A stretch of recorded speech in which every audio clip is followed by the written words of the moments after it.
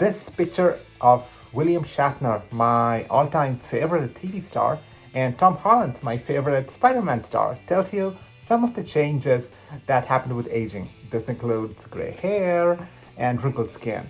But what it doesn't tell you is all the changes that is happening in your body that puts you at a high risk of developing a range of different diseases, including cancer, heart disease, diabetes, and Alzheimer's disease. Your body functioning goes down, and this includes the functioning of your immune system, the functioning of your kidneys, and that of the liver, etc., etc.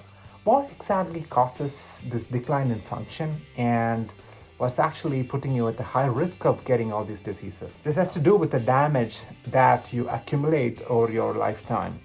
The damage to your millions of cells and zillions of molecules in your body. A lot of these changes can actually be organized into a series of hallmarks of aging. There are about 9 or 12, depending on who actually defines them, 12 hallmarks of aging.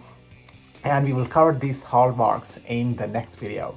What's important is that these different hallmarks of aging are all interconnected. And if you can find a way to ameliorate or reduce one of these hallmarks, it's likely that you're also going to be curbing some of the other hallmarks of aging as well. But all of that is coming up in the next video. And if you really found this video useful, hit the subscribe button. Thank you.